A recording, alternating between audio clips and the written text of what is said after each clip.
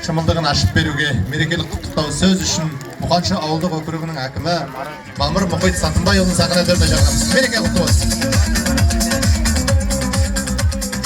Ассалаумағалейкум баршаңызға. Құрметті балалар, ардақты аналар және қадірлі ауыл тұрғындары және қонақтар, сіздерді 1 маусым халықаралық балаларды қорғау күнімен шын жүректен құттықтаймын.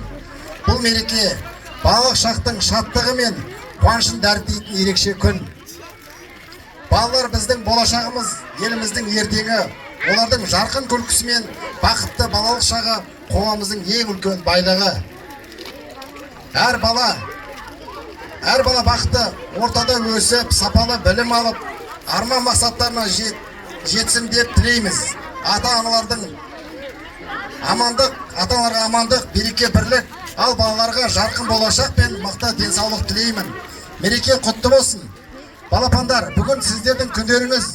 Бүгін балалар қорғау күні, білесіздер, бана атап өттік жоғарыда.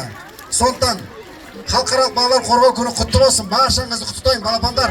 Бүгін көңіл көтеріп, мынау спорттық шараларға қатысып, сондай жақсы уақыттарында өткізіңдер.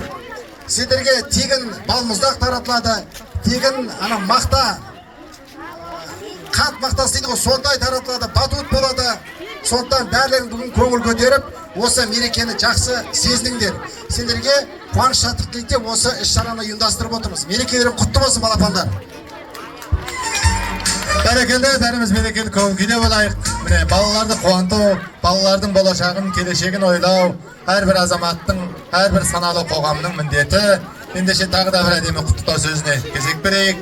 Ұлт жанашыры, ғылым жанашыры, Қазақ Британ университеті және Америка Мичиган университетінің профессоры, ардақты қонағымыз Жанай Матайұлына да сөз кезегін берейік. Мереке құтты болсын.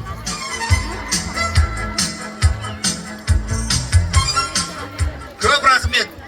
Бүгін өте қуанышты күн. Мен келгенім, арманым да парк жасайын деп жатырмыз. Құдай бұйырса, мына Көксу политехникалық колледжбен, мектептермен бізге соған қатысатын адамдар керек.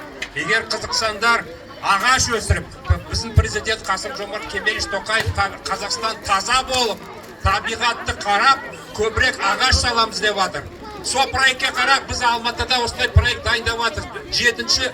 7 госпитальда парк жасайын деп жатырмыз. Құдай бұйырса, соған мұнда да Көксуда да осындай парк жасайын деп арманымыз бар.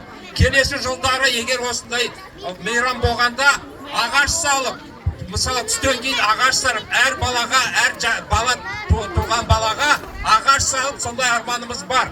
Канадада, Бутанда, Монғолияда сондай проекттер бар. Бірақ бізде Қазақстанда әзір сондай проект жоқ. Соны Құдай бұйырса дайындайын деп жатырмыз. Соған қатысыңдар, егер қызықсаңдар, аты жөндеріңді беріп, 3 тілде оқу керек: қазақша, орысша, англисша, шетелге барып, жапондарға, Канадаға, Бутандарға көріп, олар қалай сондай парктар жасап, соны үйренуге арманымыз бар.